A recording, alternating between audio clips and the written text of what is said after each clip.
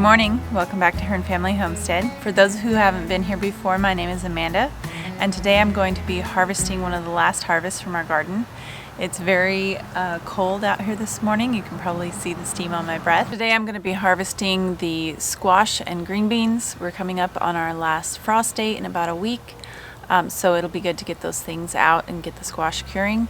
We also are in our busiest time of year. My husband works from home and he's hunting, and so with everything going on and the preserving and canning that I've been doing, it'll be good to get this harvested before our frost date. I am keeping an eye on the weather, and I'm going to leave some of the things in the garden for a while longer, right up until that last frost, and then I may do some winterizing. I've got some hoops and plastic to put over them that I can winterize some of the crops with. So we'll try and make those last a little longer, but let's get started. As you can see, we've got plenty of beans to harvest. These are our purple pole beans, and we've already taken about 24 pounds off of 28 feet of row, and they are still producing. So we'll be harvesting those probably right up until frost.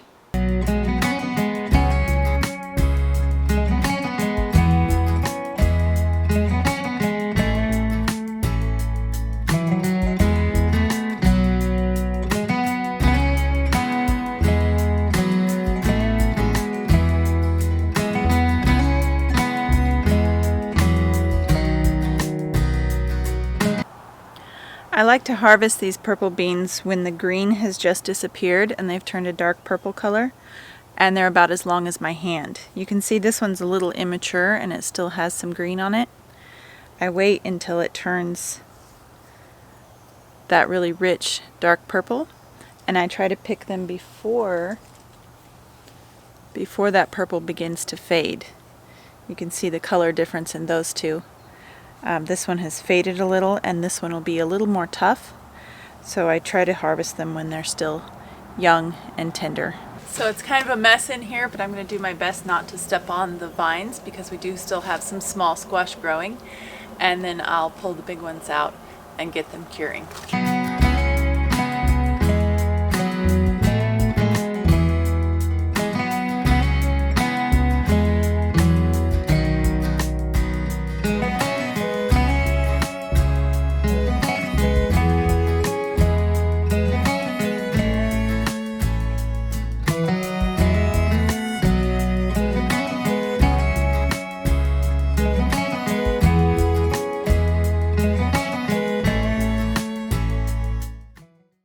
So this variety of squash is called Oregon Sweet Meat, and it does really live up to its name. It's got some very sweet dark orange flesh, and we love to eat it in the wintertime, just roasted in the oven.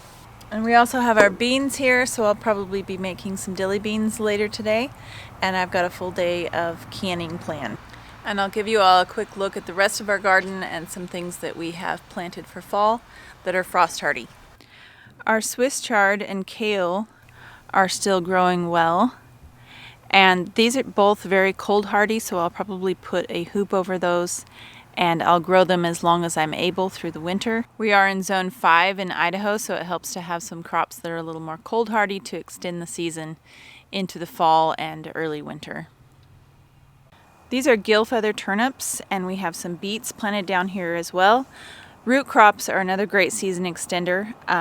These will both tolerate some frost, and so that's another way that we extend our harvest. One of the things that we put up with in these northern climates is not being able to ripen a tomato. These are loaded with fruit, but the temperatures are getting cooler, and so we're only getting probably 4 or 5 ripe tomatoes a week.